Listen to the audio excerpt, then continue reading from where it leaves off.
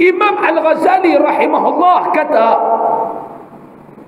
ada 3 pakaian manusia berhadapan, ada 3 pakaian umat Nabi Muhammad sallallahu alaihi wasallam apabila berhadapan dengan fitnah akhir zaman.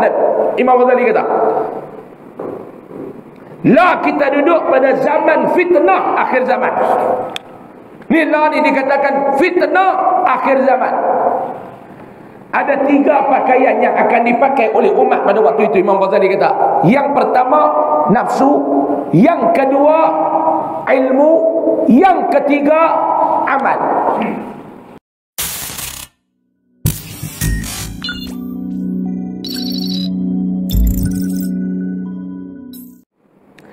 InsyaAllah malam ni kita nak sambung pengajian kita Al-Yawaqit wal Jawahir pada muka surat yang ke-9. Yang ada kita sambung pada muka surat yang ke-9. Bismillahirrahmanirrahim. Qala musannif rahimahullahu ta'ala wa nafa'ana bihi wa bi'ulumihi fi darin amin ya rabbal alamin. Wa qala an-nabiy sallallahu alaihi wasallam, as-salatu imaduddin wa man aqamaha faqad aqama ad-din wa man hadamaha faqad hadama ad-din. Rawahu al-Imam al-Baihaqi an Umar bin al-Khattab. Maksudnya, sembahyang itu tiang agama. Nabi kata, sembahyang itu tiang agama. Nabi tak kata dinding agama, Nabi kata tiang agama. Tiang ni maknanya apa dia tuan-tuan? Dalam sesuatu bangunan yang nak dibangunkan, di antara perkara yang paling utama dalam nak menentukan kestabilan sesuatu bangunan adalah tiang yang betul. Kalau tuan-tuan buat rumah ataupun apa-apa bangunan, tiang tu sengit, keseluruhan bangunan itu akan turut sengit. Sama lah tuan-tuan, kita ni kalau nak tengok orang Islam ni, orang yang beriman ni nak jadi sempurna, nak jadi cantik, solatnya tu mesti sempurna, solat dia tu mesti cantik. Faham tak belum? Awak muka aku kena mikron ni.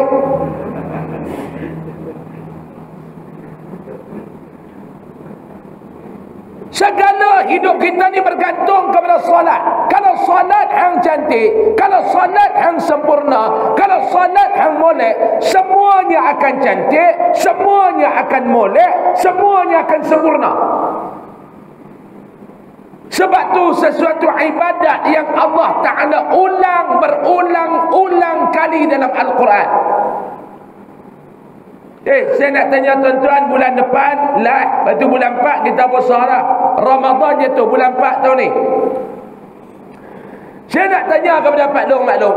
Dalam Al-Quran 30 juzuk, bermula daripada ayat Bismillahirrahmanirrahim, Alhamdulillahi Rabbil Alamin, sampailah minal jinnati wan nas. Ayat tentang arahan puasa, berapa kali Allah Ta'ala ulang dalam Al-Quran?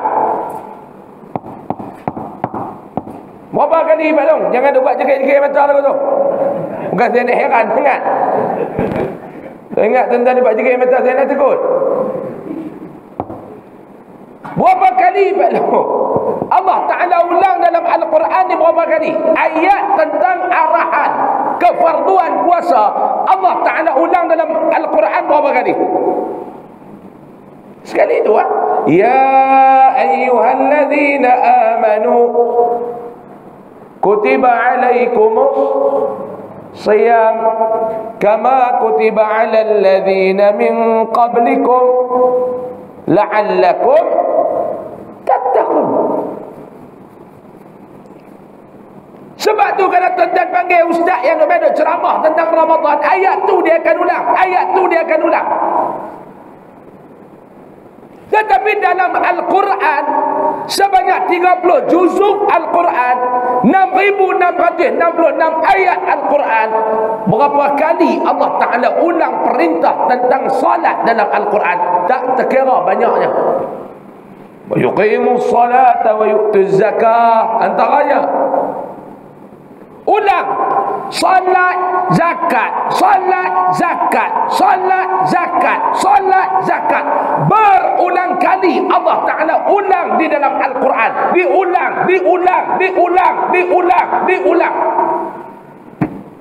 Nak habaq apa dia? Betapa pentingnya solat ni kena jaga apa tu? Sebab tu yang Allah Ta'ala panggil Nabi Muhammad naik ambil solat tu direct tu. Dan ni bulan dia lah ni, bulan Isra Mi'raj. Duk dengar ceramah ni kerap, faham haram dah, ini masalah. Duk dengar ceramah ni kerap, faham haram dah, ini problem tak dong weh. Problem. Panggil ustaz main ceramah Isra Mi'raj. Ustaz ceramah dia tutup lena. Lepas tu balik bini tanya haram tak ada cerita. Yang ustaz tu cerita ni dia tak nak cerita. Sebab apa dia? Lena. Bukan game lain. Padang nyok. Saya duk main saya nak kata kat tuan-tuan. Dia kata kat orang lain. Dia buat apa? Tak guna kata kat tuan-tuan. Boleh? Mau tak boleh kan duk panggil dah. Mau sembang duk kolam nerang. Hati tisu.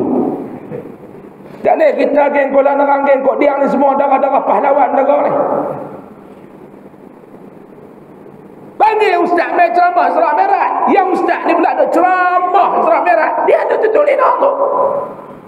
Ustaz tu mencerita Nabi naik pergi ke langit. Elok dia cerita main naik langit. Kawan ni pun lina. Hak ustaz tu cerita Nabi turun ke langit. Dia tak sedar. Dia lina. Balik rumah. Bini dia tanya ustaz cerita apa? Cerita Nabi naik ke langit. Lepas tu tak tahu dia tinggal atas langit tu. Tak turun-turun dia tak. Waktu ustaz tu cerita turun. Hang lina. Yang ni kelaku ni bahaya. Ceramah Surah Mi'raj pun tak dengar betul. Allah Ta'ala panggil Nabi direct. Aku nak anugerahkan kepada hang satu ibadat yang istimewa. Aku tak mau ada perantaraan antara aku dan hang tu dengan Jibril. Tutup guru duduk cerita lama dah. Bolehkah kalau sultan nak bagi bintang kat kita, kita wakil ke orang? Minta dekat nak pergi abah tak nak pergi hampir ambil tak kat tunggu. Bibi istana pun duk panggil nama dia Abdullah bin Salim, tak naik. Abdullah bin Salim tak mai. Yang mai Mahmud bin Salim. Hang siapa? Anak Abdullah. Adik Abdullah. Abdullah bin Salim, hang Mahmud bin Salim. Mana abang hang? Abang Sokin Salam dia tak mai. Dia kena gout abah bagi tadi. Boleh lagu tu tuan-tuan. Nah, ambil direct. Aku nak bagi direct kepada hang. Ambil. Sebab apa dia? Solat ni tiang agama. Sesiapa yang mendirikannya, maka sesungguhnya ia telah mendirikan agama. Sampai tahap tu. Waman aqamaha faqad aqamad din. Siapa yang mendirikan solat itu, mandiri, bukan mengejar. Allah Ta'ala tak guna ayat, Nabi tak guna ayat mengerjakan salat ataupun menunaikan salat. Yang ada apa dia? Mendirikan salat. Beza tu, menunaikan salat, mengerja. Tunai dengan kerja, dia tak seserius dengan mendirikan. Ayat seserius. Ayat apa yang sesuai sesirih kan? Sirih ni dia orang putih jemaah Melayu kan. Boleh kan? Tak sesirih. Nak terjemah bahasa kita ni apa dia? Tak sepenting. Tak boleh. Dia sesirih lah. Pasal saya rasa ayat tu nampak pelik. Boleh kot? Faham, tak faham sudah. Jarang saya ceramah orang tak faham ni. Ada satu Pak Long tu saya ceramah satu tempat. Dia tak faham. 3 hari lepas tu meninggal. Tuan-tuan, antara tanda-tanda awal nak balik jalan ni, bila saya mengajak tak apa faham, jalan tu berdua. Dia bila sebut kata mendirikan tu serius. Dia tak sama dengan menunaikan ataupun mengerjakan salat. Dah.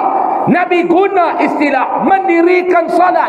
Allah Ta'ala guna perkataan mendirikan salat. Sebab apa kena mendirikan? Sebab benda ni penting. Siapa yang mendirikan salat, dia mendirikan agama. Sesiapa yang meruntuhkannya, maka sesungguhnya ia meruntuhkan agamanya. Siapa yang duk ditinggal, siapa yang tak bekerja dengan baik, seolah-olah dia telah meruntuhkan agamanya, kata Nabi.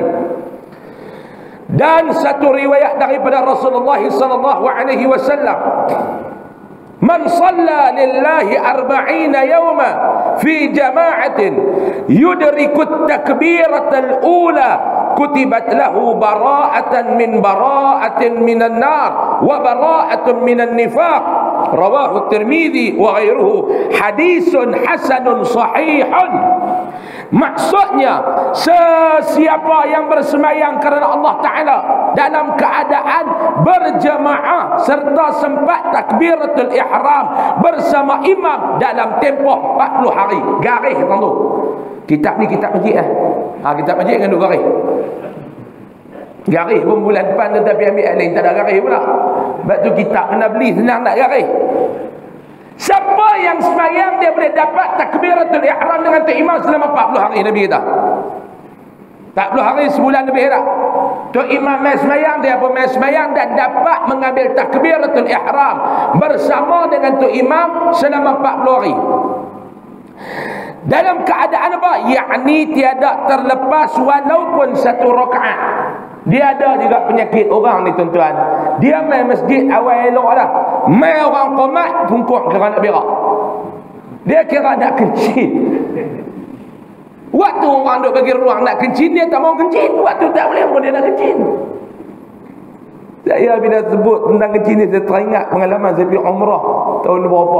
2015, 2014. Masa tu saya buat dengan Ustaz Zukri tu. Dengan tu imam tuan-tuan. Allah Ta'ala uji kami tuan-tuan, uji sungguh tuan-tuan ni. Uji sungguh tuan-tuan, tak apalah cerita pergi sembang kedai kopi lah. Kira kami kata ni dua orang jadi orang kemetik putih dan ni. Duk nyemang-nyemang tetap sampai KL. Tak kira tuan-tuan. Nyemang-nyemang sampai KL. Tahun bila tak 2016 ke 2014. Saya pun pergi umrah. Tak Zukri bagi bah daripada kami naik daripada Kod Diang naik bah tu lah pergi. Ada satu grup daripada Langkawi, saya grup daripada Kod Diang naik bah. Ada yang pergi dengan kami ni, orang bekas tentera, dia berpencin Pak Long ni. Bekas tentera. Kita ni kalau pergi umrah ni Pak Long tak ada nak pakai dia, buh baju rehan kembang, seluar sekembang, lipa jepun bodoh, beg selang hak syarikat bagi tu bubuh. Nak pergi umrah kan, nak pergi England kan, nak pergi Paris, nak pergi umrah, cara nak buat apa. Tapi yang kata Pak Long ni, dia jenis kemas orang bekas tentera, disiplin.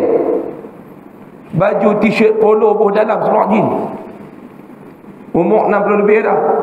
Umur 60 lebih ni dia nak buat kat Pak Long baju tak ada bubuh dalam. Buang tak ada, tak elok.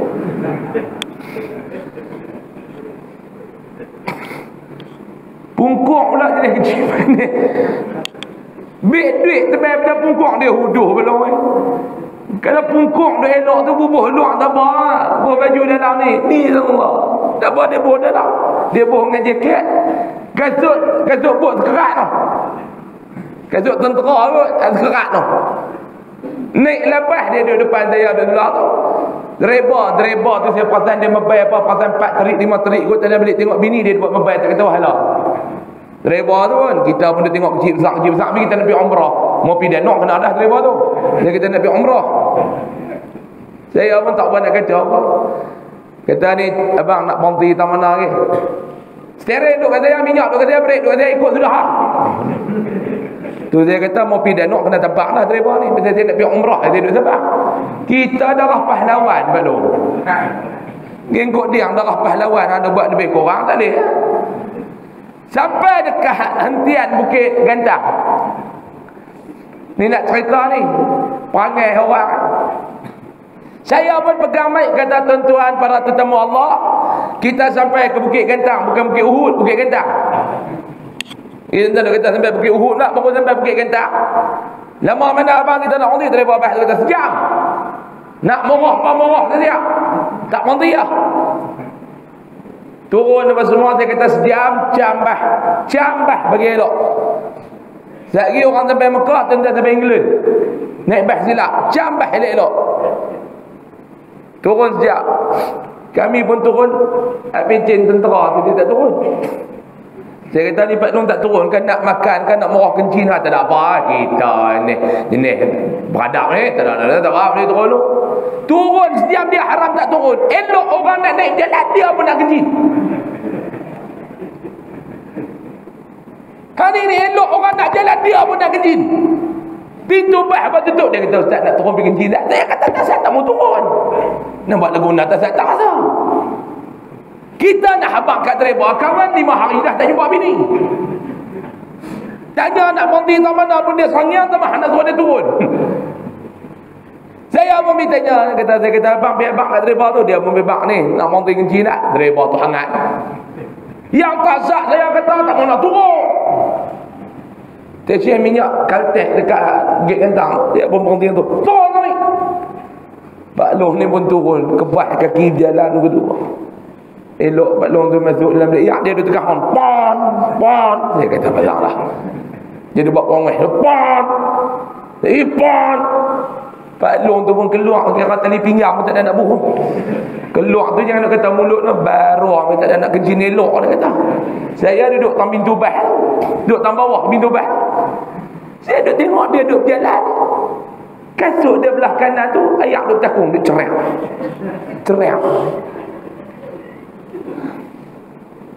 Dia nak naik bas, dia tekan tahan dia. Dia kata Pak Long, kencinan seluar apa? Dah kencinan mangkuk. Dia kata tu apa? Ayak penuh nak kasut. Dia pun Allah ni ayak buah pula. Saya pun duduk. Dia kata ni ayak kencin Pak Long. Dah kencinan mangkuk.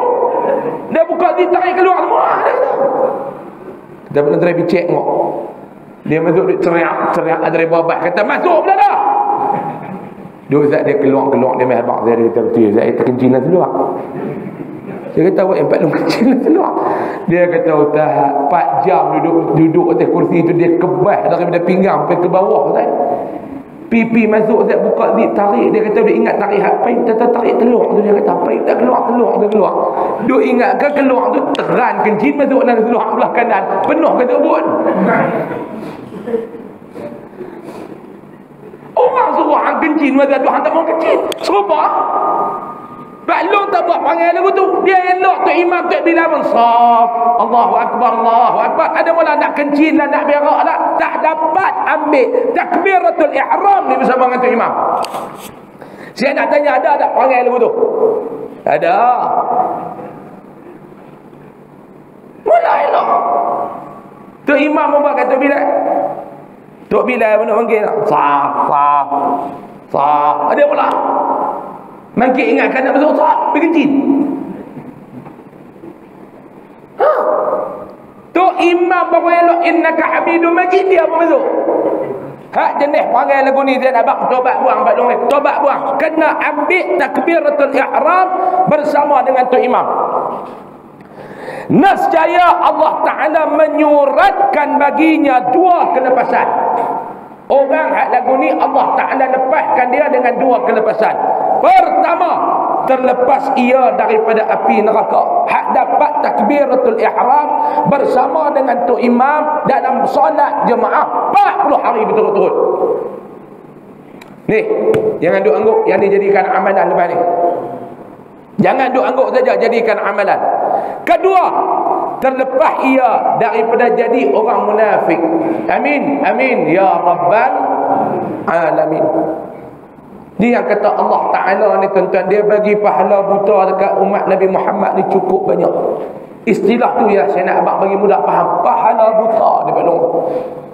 Benda buat sikit ganjaran dia bagi besar. Benda buat biasa dia bagi ganjaran tu hebat. Bukan ada apa-apa. Hang semayang takbiratul ihram bersama dengan tu imam, jangan bagi terlepas selama mana 40 hari. Dia bagi dekat hang. Dan satu riwayat daripada Rasulullah sallallahu alaihi wasallam, yang ni pun amalan Nabi suruh buat. Man shallal fajr fi jama'atin ثم قعد يذكر الله عز وجل حتى تطلع الشمس ثم صلى ركعتين كانت له كأجر حجة وعمرة قال رسول الله صلى الله عليه وسلم تامة. Maksudnya sesiapa yang sembahyang subuh secara berjemaah Nabi kata, Pak Long, ulama kata kalau kalut kok mana pun 2 waktu ni bagi berjemaah dalam sehari. Kita ni kalut ialah kalut macam-macam. Kalut macam-macam. Kalut yang tu, kalut yang ni, duk sambut maulid Nabi tapi tak ikut Nabi. Nabi dia tak kalut lagu kita, tuan-tuan. Kita ni kalut ke dunia lebih sangat, tak macam Nabi. Sebab tu ada orang tanya, sebab apa Nabi Muhammad SAW ni hidup dalam keadaan susah? Kenapa? Kita duk mengaji hadis, kita duk baca tentang sirah Nabi SAW. Kita tahu Nabi ni hidup dalam keadaan susah, dan Nabi memilih susah itu sebagai hidup dia. Ada dalam riwayat hadis sampai kesusahan Nabi ni, tuan-tuan, sahabat kata aku pergi ke rumah Nabi, Nabi duduk baring, tak boleh nak bangkit duduk sebab terlalu lapar yang bersangatan. Ada orang tanya, kenapa Nabi ni susah? Adakah Nabi ni dia ni malas bekerja, dia segan nak kerja? No, bukan itu jawapan dia, tuan-tuan. Habis tu kenapa Nabi ni hidup dalam keadaan susah? Kerana 24 jam dalam hidup Nabi, dalam pemikiran Nabi ni tak sempat terselit nak fikir benda-benda yang berbentuk hal keduniaan, melainkan yang Nabi fikir macam mana nak selamatkan umat dia daripada api neraka Allah Subhanahu wa ta'ala. Nabi tak ada fikir nak renovate rumah, Nabi tak ada fikir nak perbesar rumah, Nabi tak ada fikir nak cari kereta mewah, Nabi tak ada fikir nak hidup dalam keadaan kaya raya. Yang Nabi fikir dalam kehidupan dia 24 jam, bagaimana aku nak selamatkan umat-umat aku daripada bakaran api neraka Allah Subhanahu wa ta'ala. Kita kan,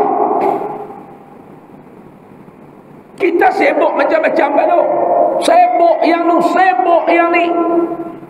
Sibuk tu sampai bila? Hatta zurtumul maqabir. Pergi duduk dalam lubang kubur baru nak sedar. Pergi duduk dalam lubang kubur baru nak sedar. Oh tak betul. Oh tak betul. Tak ada lagu tu, tak ada lagu ni. Sesibuk mana pun ulama kata 2 waktu biar berjemaah sehari. Yang pertama subuh, yang kedua asar. Dalam hadis ini Nabi kata pada sesiapa yang bersemayang subuh secara berjemaah, kemudian ia duduk serta menyebutkan Allah Azza wa Jalla dengan suatu zikrullah hingga terbit matahari. Dia duduk yazkurullah Azza wa Jalla, menyebut nama Allah, zikir. Hadis Nabi kata ni menyebut nama Allah, tiba-tiba mai orang dah ni jangan duk zikir Allah pahala tak ada, ambo. Ni yang kata biadab ni Pak Long, yang kata kurang adabnya kita dengan Allah, dengan Nabi ni. Duk ambil kerja Allah pula, duk bagi pahala dekat orang tu, duk bagi pahala dekat orang ni. Duduk menyebut zikrullah sehingga terbit matahari. Dia mai sembahyang subuh berjemaah, habis dia tak kadu apa, duduk dalam masjid, i'tikaf lama sikit, duduk berzikir. Sampai bila? Hatta tatlu'a syamsu, sampai terbit matahari. Thumma shalla rak'atain, kemudian dia sembahyang 2 rakaat. Sembahyang apa tu belong ni? Lepas subuh ni sembahyang apa pula? Sunat apa ni? Sunat tu mana dia? Tu 7:30 tu. Sembahyang sunat isyraq. Bila masuk waktu syuruk ni, sembahyang solat sunat isyraq. Makna pada isyraq kecerahan, langit dah cerah dah. Hak ni tak nak buat Ustaz, buat. Tu 7.30 tu syuruk tu. Makna pada syuruk waktu matahari naik. Kanat lahu ka'ajri hajjatin wa umrah. Lalu Allah Ta'ala akan suratkan baginya pahala seperti mana mengerjakan ibadah haji dan ibadah umrah yang sempurna. Nabi kata tamah, yang sempurna. balik buat. Esok buat Pak Long. Buat esok ni. Dua benda dah hari ni dapat amalan. Yang pertama apa dia Pak Long Tazak ni? Start daripada malam ni Aisyah lagi sampai 40 hari ni, dan jadilah amalan tauhid istiqamah. Jangan tinggal mengambil takbiratul ihram bersama imam. Yang kedua, lepas yang subuh tunggu zat nak kalut pergi mana? Balik rumah bukan nak baca Quran, nak merokok kan. Ya. Balik rumah bukan dia nak zikir baca Quran, banyak tu merokok. Balik lepas mayang subuh buka dan rokok, lipat-lipat buah tu makan. Bini dia kata, awak abang nampak macam tak apa nak tenang lah ni. Kedai ni hak janda tak buka ni, nak kedarah tak mana tu. Korang lepas lumut umur kat 7-80 pun duk pergi teropong bunggok janda lagi, jahanam Pak Long sudah dah.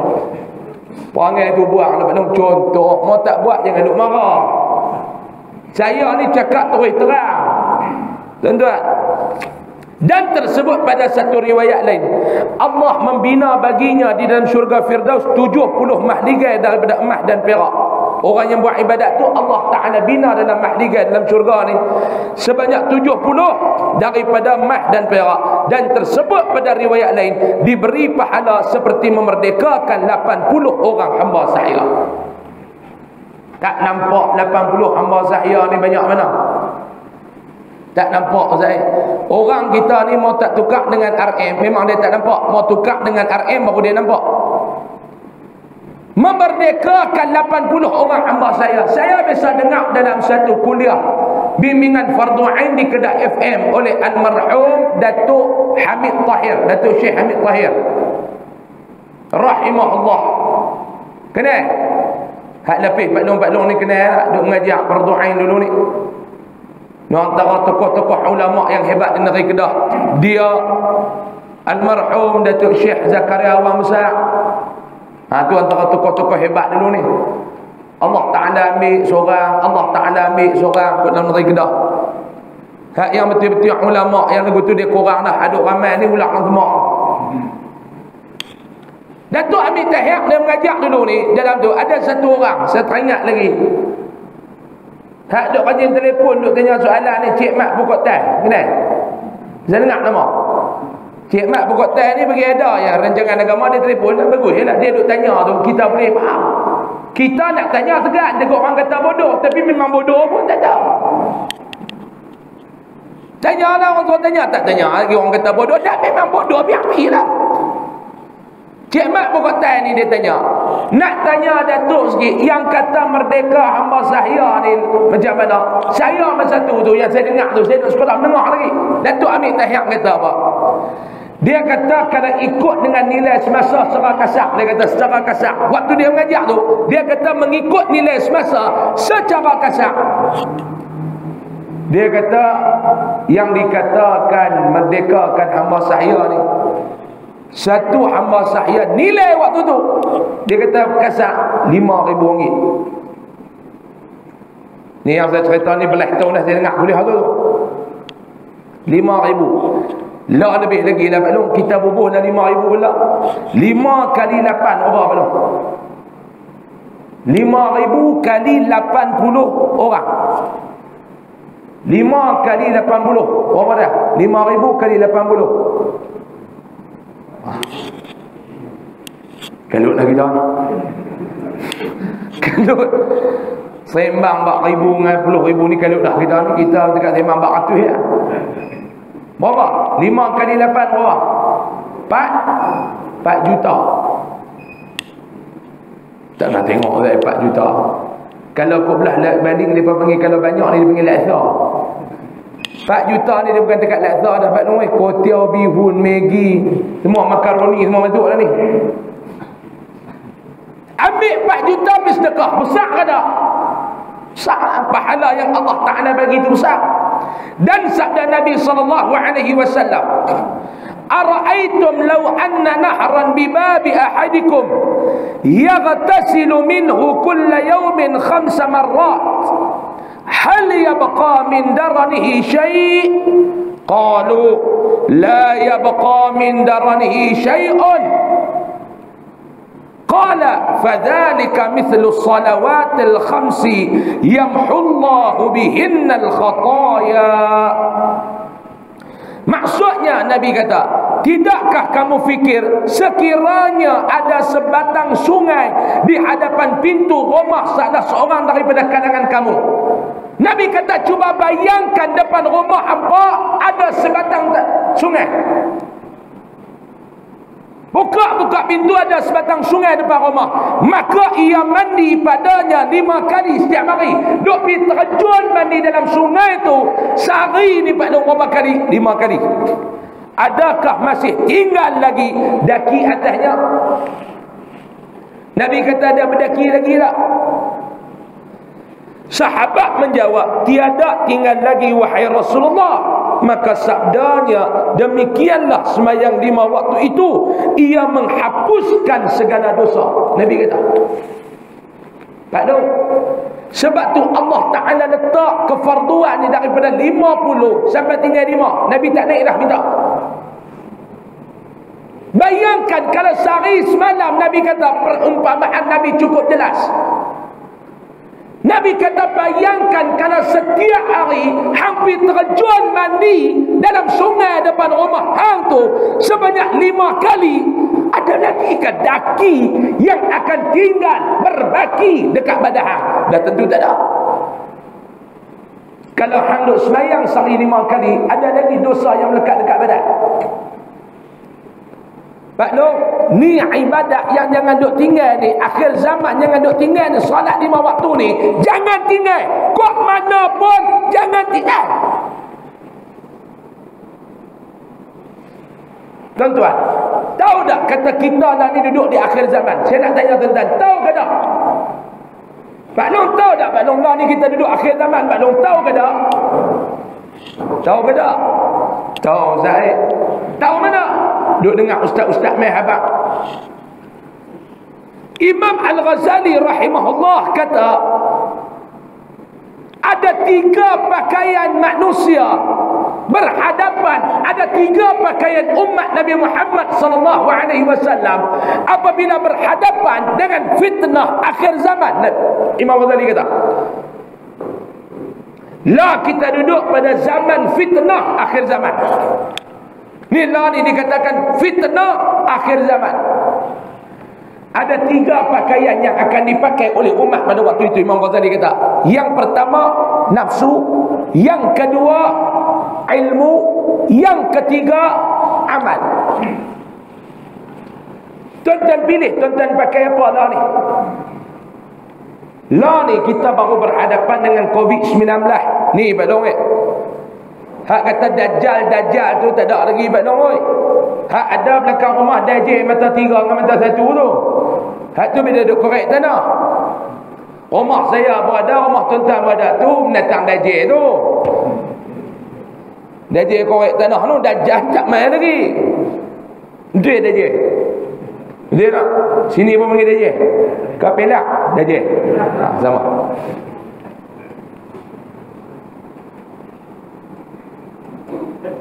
Allah Ta'ala baru hantar mai kepada kita COVID. Ni hak kalang kabur dah ni. Omikron tak Omikron ni. Tambah yang kata mendatang Omikron pun dia naik tak turun-turun. Mana?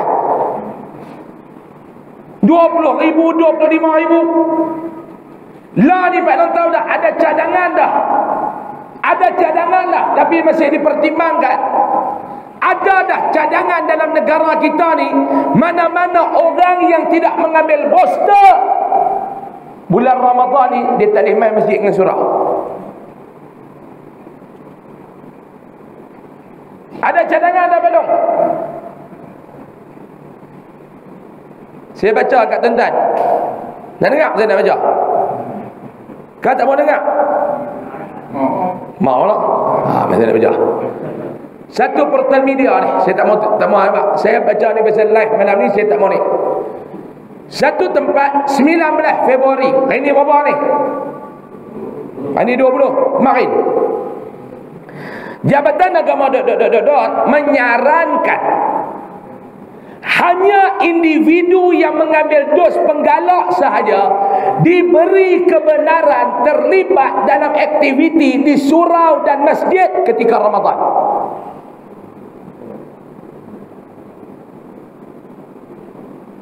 Bagaimanapun Menteri Besar berkata, saya tak mahu habaq negeri mana. Dan jangan duduk rambak. Dia kata, no, saya tak mahu negeri mana. Saya hanya baca laporan.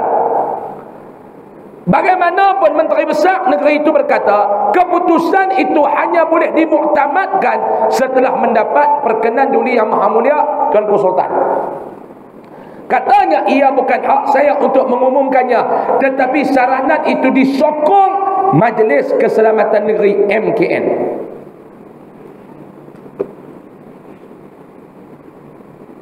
Makna apa dia Pak Long? Ada cadangan dah. Mana-mana orang yang tidak ambil booster dose, Ramadan tak boleh mai semayang di masjid, Ramadan tak boleh mai semayang di surau.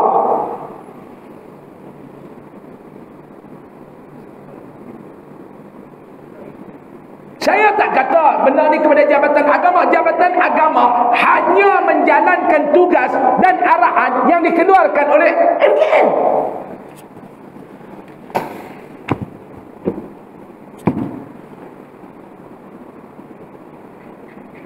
Tuan-tuan nak kata apa tuan-tuan? Cicak pun setuju. Jarang cicak setuju dengan saya. Pi malam ni cicak setuju dengar tak tuan-tuan ni? Mau tuan-tuan tak setuju, tuan-tuan teruk pada cicak tu lagi.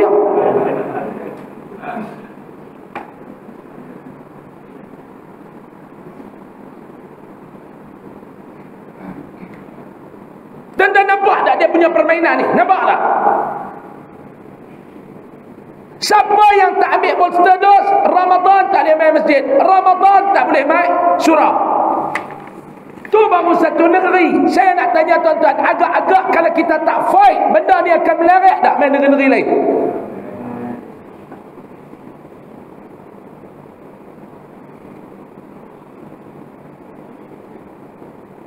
Bila saya duk ingat, orang kata ni Ustaz duk ingat, saya bukan ingat ni tuan-tuan.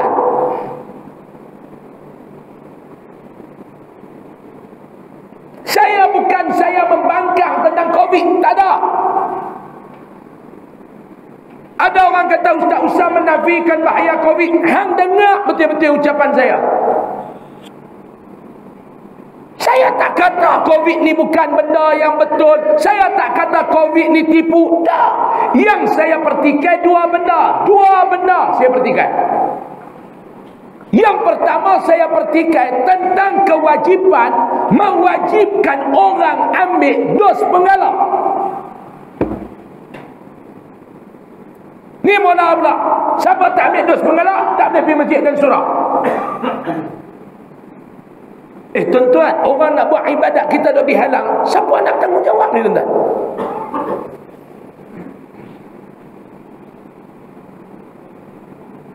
Tuan-tuan jangan duk tibai Jabatan Agama. Tuan-tuan jangan duk tibai masjid. Tuan-tuan kadang-kadang tibai tak kena tempat.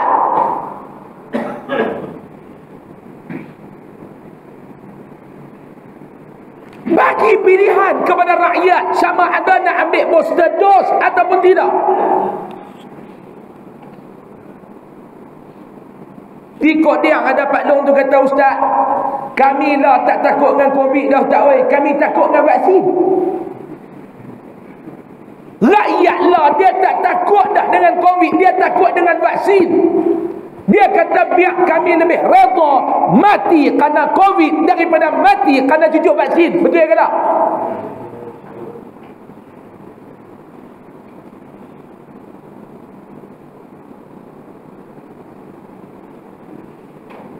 Tuan-tuan, saya kata jaga SOP penggunaan masjid kena dikaji semula. Jumaat minggu ni, Jumaat minggu lepas saya outstation Jumaat minggu lepas. Nak pergi sembahyang Jumaat di satu masjid, satu negeri, tak mahu negeri mana.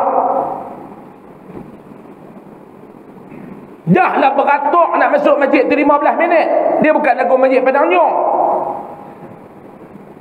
Lep motor tu, lep bidbuh tu. Scan apa haram tak masuk terus. Masjid kampung tak ada masalah. Dalam masjid bandar ni masalah. Beratuk 15 minit. Kain ridak duduk atas pelabau. Duduk pegang handphone. Duduk buka mes sejahtera. Bangla security tu duduk jaga. Bangla. Dulu mereka nak masuk negara kita, kita kena tengok dokumen mereka. Lah kita nak masuk negara kita, mereka nak tengok dokumen kita. Sejahtera. Sejahtera.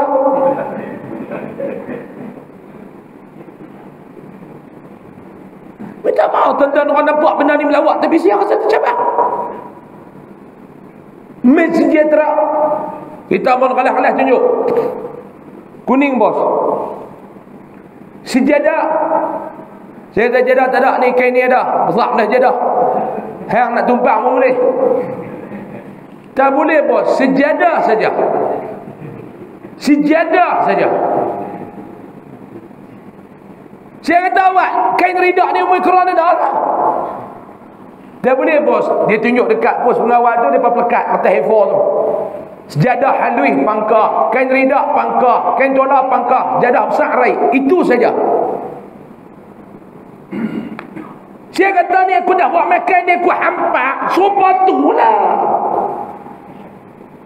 Tak boleh bos. Last sekali minggu lepas Jumaat saya tak ada sembahyang.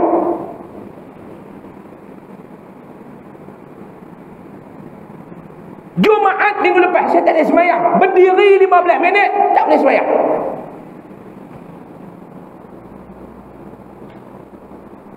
Kita ada otak tuan-tuan, kena fikir.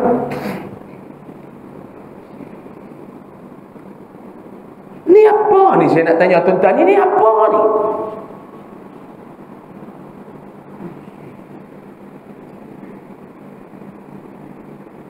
Kita tak pertikai angka 27,000 ke apa, tak apalah. Ta'atlah. Ati'ullah wa ati'ur rasul wa ulil amri minkum. Ta'at. Dia kata 27,000. 27,000 no. Tak apalah. Sampai tak ada hak kita nak bersuara tuan-tuan sebagai rakyat, tak ada hak.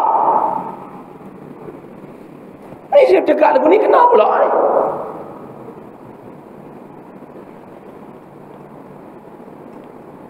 Pakar-pakar perubatan dalam penulisan mereka tanya,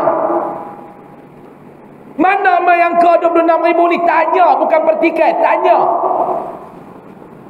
Itu yang saya kata, bila saya kata orang marah, saya kata Omicron ni gagah dia ni varian COVID, model orang.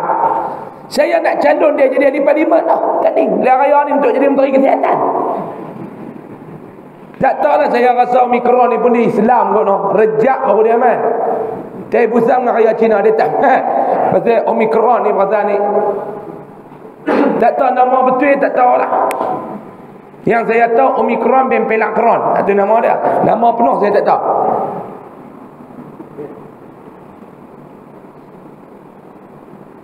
Angka ni main mana tuan-tuan? 27,000 ni kita nak tanya. 27,000 ni kita nak tanya. Adakah ini semua varian Omicron? Kalau dikatakan varian Omicron, lab mana yang mengeluarkan kesahihan bahawa 24,000, 23,000, 22,000 setiap hari ini adalah varian Omicron? Mana dia bukti? Kita nak minta. Adakah setakat silibatis duk ludah tu tuan-tuan, dia boleh menetapkan ini Omicron ke tak? Yang tu pun tak ketahuan lah. Dia takat nak habaq positif dengan negatif. Hari Jumaat lepas 2 kali saya ludah naik 2 garis. Setiap minggu saya akan ludah hari Jumaat, ambil berkat hari Jumaat. Nak keluar program duk khut tuih bubuh. Tak dia naik 2 lain, kata nak aku mengandung pula dah ni. Boleh tang mana pula dah ni. Tak boleh hati koyak pula satu kotak lagi, ludah. Tak pula. Dia ni satu garis pula dah. Ludah pula kotak lagi, 2 garis pula dah. Kita pun ada 3 kotak je. Dia kata aku terajang dengan kotak ni dengan orang Habak ni lagi. Sat naik 2, sat naik 1, sat naik 2. Kita darah pahlawan. Nak pergi beli, farmasi tutup, telefon kawan. Ni hang ada datang duduk tu di rumah. Dia kata ada dekat 2 kotak. Orang main kat aku. Dia kata awak kenapa ustaz? Naik 2 lain pula. Allah. Omikron bah. Dia kata datang pakron memapik-pik aku tak heran. Dia pun tak berani masuk. Dia tak kat atas pagar kan. Saya pun pergi ambil. Ludah pula satu lain. Ludah pula satu lain. 3-2. 3-2 menang tipis. Kalau 3-1 kita confident 3-2. Saya nak keluar 9.30. Nak keluar program. Tak kesudah start kereta pergi klinik rojok hidung. Tak. Dia berkata satu lain. Saya nak tanya tuan-tuan, adakah angka tu dia ambil lagu tu juga tu? Hak yang gila punya tu, datang tu yang gelong tu, dia ambil juga.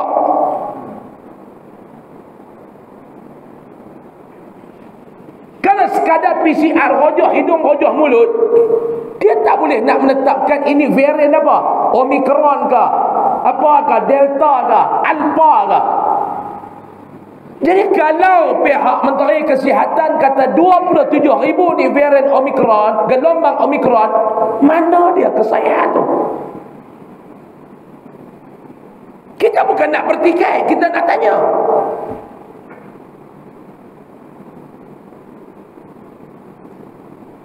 Betul, kita nak tanya pula tuan-tuan.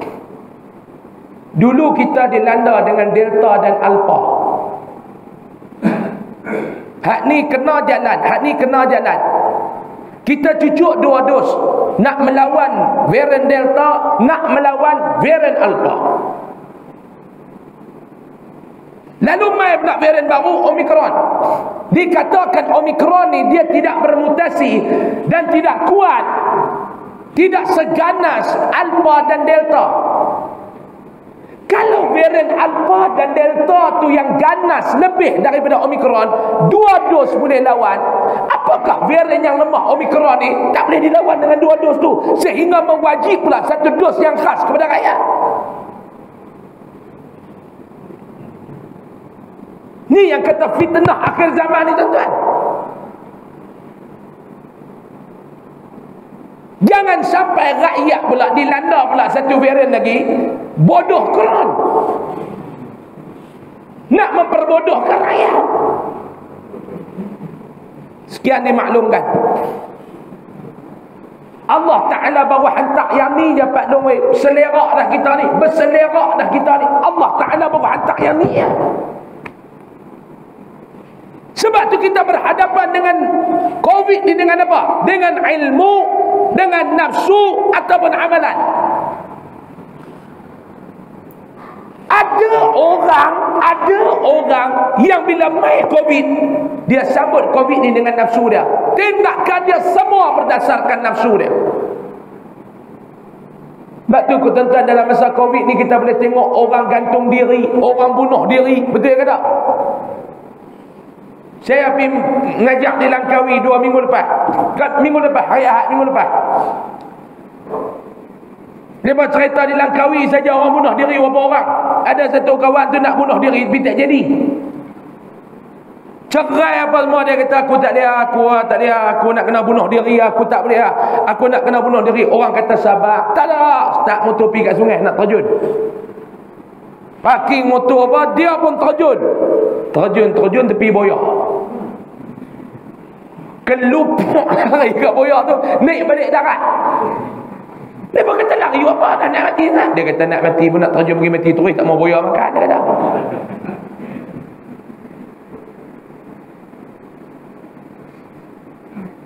ni tuan-tuan, fitnah akhir zaman ni. Nafsu. Ada orang berhadapan dengan fitnah akhir zaman ni dengan apa dia? Dengan ilmu. Dengan ilmu. Dan ada orang yang berhadapan dengan fitnah akhir zaman ni dengan amalan. Sebab itulah Imam Al-Ghazali kata, yang mana satu yang kamu akan berdamping di dalam kehidupan kamu apabila kamu berhadapan dengan fitnah akhir zaman. Kamu nak berdamping dengan nafsu kamu, apa fitnah, semua kamu berhadapan dengan nafsu kamu. Ataupun kamu nak berhadapan dengan fitnah akhir zaman ni dengan ilmu yang ada pada diri kamu.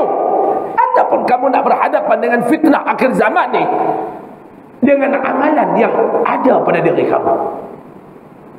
Sebab tu Imam Ghazali kata, nak selamat dengan fitnah akhir zaman, hadaplah fitnah ni dengan ilmu, hadaplah fitnah ni dengan amalan. Beramal mesti kena ada ilmu. Orang yang mengaji ada ilmu mesti buat amalan. Apa dia amalan yang jangan tinggal? 5 benda. Yang pertama yang kita duk mengaji ni, apa dia? Kita mengaji ni tuan-tuan kena jaga salat 5 waktu. Akhir zaman tolong jaga yang ni belum. Sebab tu dalam malam Isra' Mi'raj Nabi tengok dah fitnah-fitnah yang akan berlaku pada umat dia. Cara nak selesai, Allah Ta'ala anugerahkan salat. Jaga salat, yang ni semua settle. Yang kedua, amalan yang jangan tinggal akhir zaman ni apa dia? Yang pertama, salat 5 waktu. Yang kedua, bacaan Al-Quran. Berdampinglah dengan Al-Quran di akhir zaman. Yang ketiga, perbanyakkan beristighfar, memohon keampunan di atas segala dosa kita. Yang keempat, perbanyakkanlah berselawat kepada Nabi SAW. Dan yang kelima, banyak-banyakkan berdoa agar Allah Ta'ala selamatkan kita. Banyakkan salat, jaga salat 5 waktu, jangan duk tinggal. Bacalah Al-Quran, perbanyakkanlah beristighfar, perbanyakkanlah berselawat, perbanyakkanlah berdoa. InsyaAllah 5 amalan ni kalau buat, kata Imam Al-Ghazali, selamat kamu daripada fitnah akhir zaman. Amin ya Rabbal. Pak Long, jangan kita jadi seperti mana kaum Bani Israel. Bisa dengar kaum Bani Israel? Mereka ni di antara umat yang dibinasakan oleh Nabi SAW, yang dibinasakan oleh Allah Subhanahu wa ta'ala. Apa dia yang mereka buat sehingga mereka ni dibinasakan oleh Allah? Benda apa mereka buat? 4 benda. 4 benda. Yang pertama, kanu yakfuruna bi ayatillah. Mereka ni senantiasa melawan, mendustakan ayat-ayat Allah. Sentiasa. Allah kata A, mereka kata B. Allah kata B, mereka kata C. Allah kata C, mereka kata D. Yang kedua, wa yaqtuluna an-nabiyyina bighairi haqq. Mereka membunuh nabi-nabi yang diutuskan kepada mereka dengan jalan yang tidak benar. Perangai nombor 1 ada tak pada kita? Saya nak tanya tuan-tuan. Mendustakan ayat Allah, umat Nabi Muhammad, ada tak perangai lagu tu? Ada ke tak? Ada. Yang nombor 2, membunuh Nabi dengan jalan yang tidak benar. Dia kata, bila masa kita bunuh Nabi, Ustaz? Ya, zamanlah kita tidak membunuh Nabi secara sahir, tetapi membunuh sunnah-sunnah baginda sallallahu alaihi wasallam. Walaupun menggelarkan diri sebagai golongan penegak kepada sunnah, tetapi hakikatnya memusnahkan sunnah.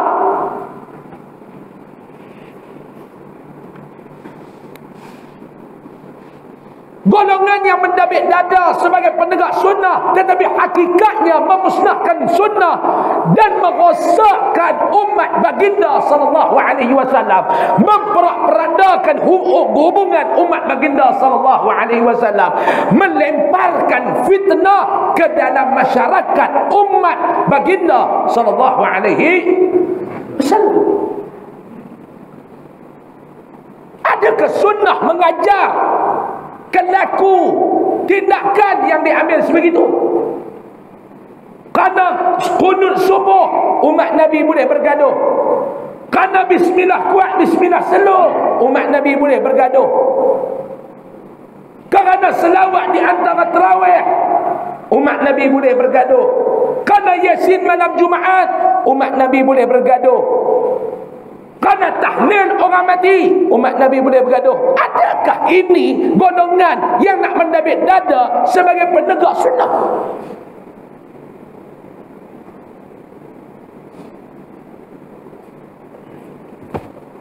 Fitnah yang kita kena hadap di akhir zaman ni, tuan-tuan. Fitnah yang kita kena hadap. Malam ni saya nak jawab satu isu. Di dalam sosial media ni dia duk main dah sehari dua ni. Saya tak mau nak jawab, tuan-tuan, tapi duk tengok benda ni mengelirukan umat. Saya dapat laporan dalam TikTok, dalam IG, dalam FB lah ni. Golongan-golongan ni, tuan-tuan, yang menggelarkan diri mereka sebagai Salafi, yang dicop oleh masyarakat kepada mereka sebagai golongan Wahabi. Kenal? Saya dengar nama tu, Salafi Wahabi ni, saya dengar. Mula pula duk petikan ni, duk pecah belah pula umat ni. Hari ni mereka duk hantar kat saya 2-3 video. Duk petikan bukan ada apa, tahlil arwah. Kenduri tahlil arwah. Letih, tuan-tuan, nak jawab. Kerja kita banyak lagi, Pak Nur, duk menjawab benda ni. Kerja kita banyak lagi, tuan-tuan, duk menjawab benda ni. Ni yang saya kata ni, tuan-tuan, fitnah akhir zaman yang kita kena hadap. Kononnya nak menegak sunnah, tetapi mereka memusnahkan saudara, memusnahkan umat Nabi Muhammad, memecah umat Nabi Muhammad, melemahkan kesatuan umat Nabi Muhammad. Kerana benda yang bersifat cabang, benda yang ulama berbeza pandangan ni, Pak Long, maklum, mau kita duk berkelahi sampai mati tak selesai. Kita kata ni, macam mana Ustaz? Bagi tadi saya duk terang sepagi dekat kawan tu.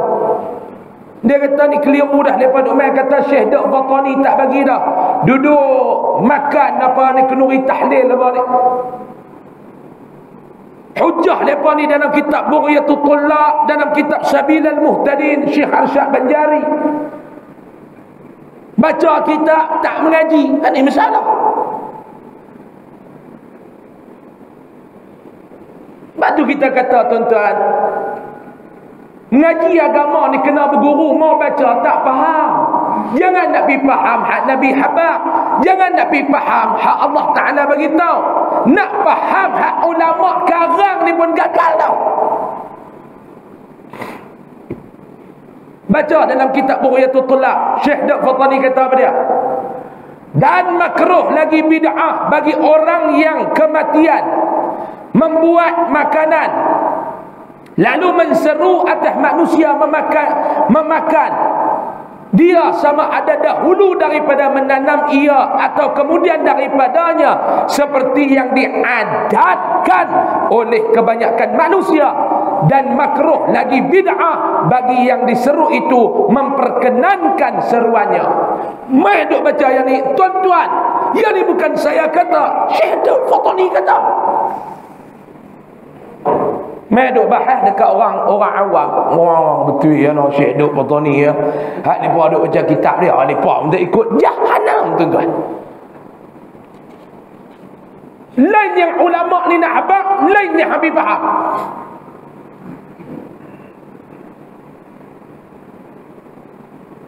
Kitab Bughyatul Tullaq, kitab Sabilal Muhtadin, kitab Furu'ul Masail. Ni boleh lagi kan ni? Boleh lagi? Berapa minit dah ni? Baru sejam. Korang 2 jam setengah mengaji. 10 minit lagi boleh saya nak ambil? Saya nak terang, tuan-tuan, kepada tuan-tuan dan rakan-rakan yang menonton live dan rakaman kita malam ni. Duk pergi baca kitab Syekh Dok Fatani dalam keadaan tak mengaji, dia rosak. Bukan petikan banyak tu pun kamu gagal nak faham dah. Sama dalam kitab Sabilal Muhtadin. Saya tengok periksa teks dia sama. Dan makruh lagi bid'ah bagi yang kematian membuat makanan dan diseru kepada manusia atasnya memakannya dia, dahulu daripada menanam dia dan kemudian daripadanya, seperti yang diadatkan dan dimakruh lagi bid'ah segala yang diseru memperkenankan seruannya. Sama.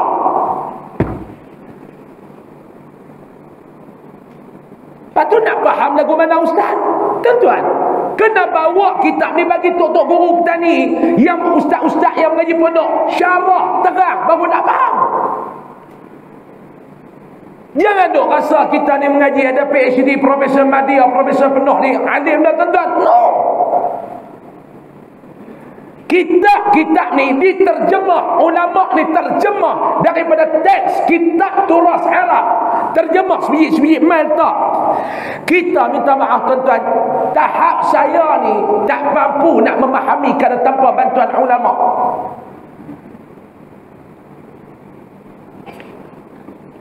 Nak faham ni lagu mana, kena tanya tok guru, kena bawa kitab ni pergi ke tok guru.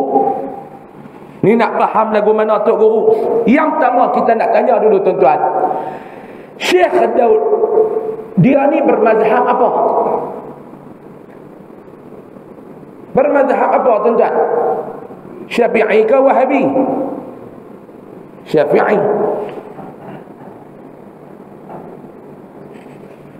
Kamu ni tak baca dan tak timbang apa yang kamu baca kitab ni dengan cara fahaman dalam mazhab Syafi'i. Baik, Syekh Daud Qatani kata apa? Dan makruh lagi bid'ah. Ambil satu dulu. Dan makruh lagi bid'ah. Makruh ni makna apa dia? Kalau makruh ni karahah, benda yang dilarang, dibenci dan tak disukai. Ataupun lebih faham di sisi Imam Syafi'i, kita nak faham lagu mana? Tidak disunatkan melakukannya. Tu makna makruh. Adakah makruh ni haram? Adakah perbuatan makruh ni kalau kita buat jadi berdosa? Dalam mazhab Imam Syafi'i pula, makruh ni terbahagi kepada dua. Yang pertama nama dia makruh tanzih, yang kedua namanya makruh tahrim.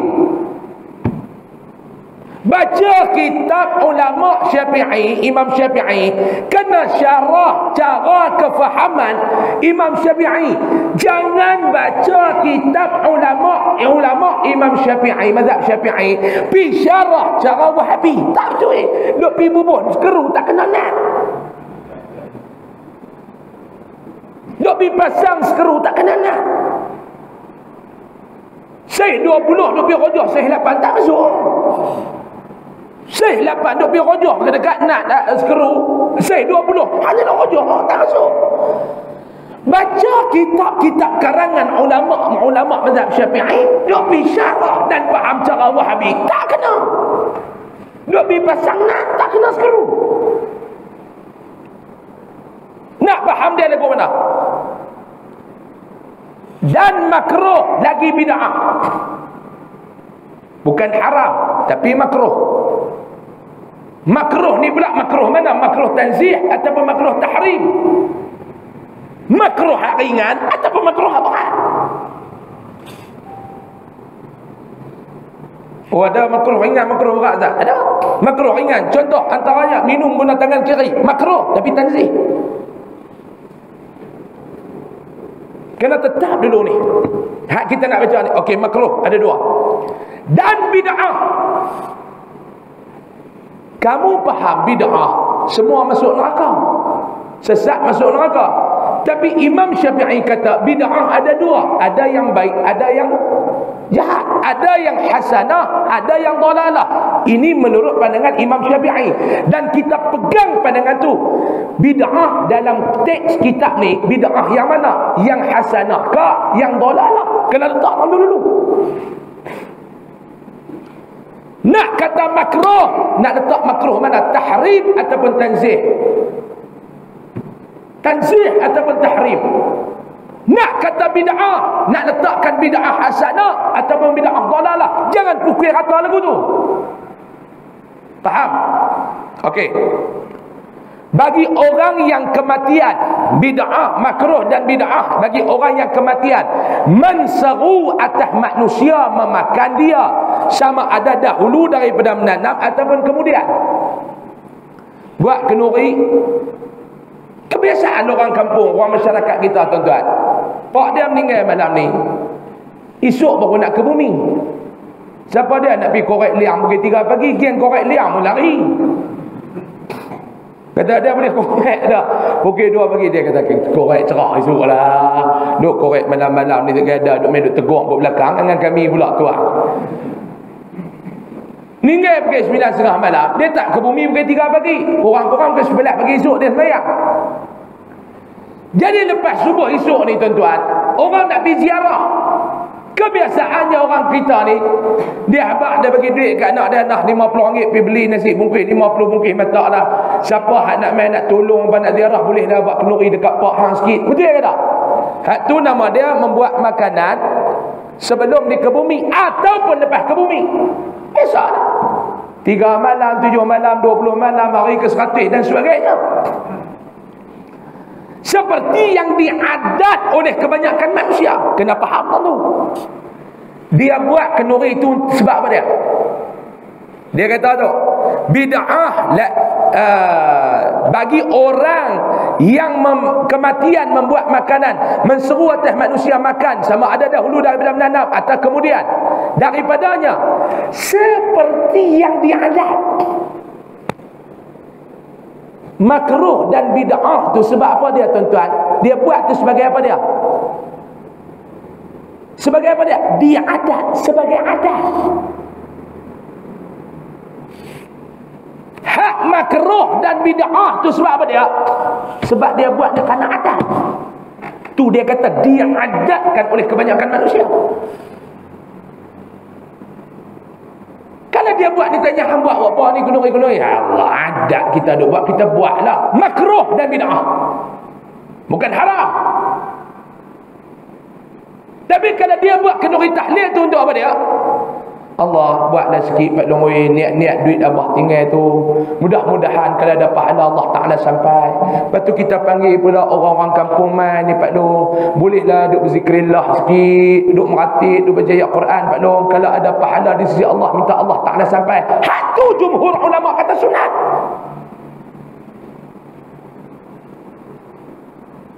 Baca kitab Jawi ni pun tak mampu nak faham.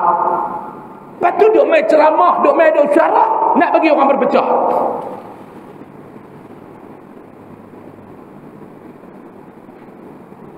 Tidak ada satu nas yang kuat buat ni tuan-tuan haram.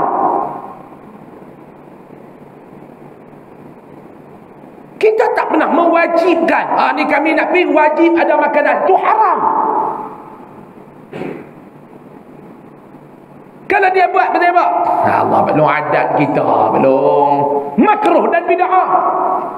Tapi makruh tu pun makruh mana? Kena tengok makruh tanzih ataupun makruh tahrim, bid'ah hasanah ataupun bid'ah dhalalah. Baca, sebab tu saya nak kata, bila kita baca kitab-kitab karangan ulama-ulama mazhab Imam Syafi'i, kena faham cara fahaman mazhab Syafi'i. Jangan baca kitab dalam mazhab Syafi'i pi faham cara Wahabi.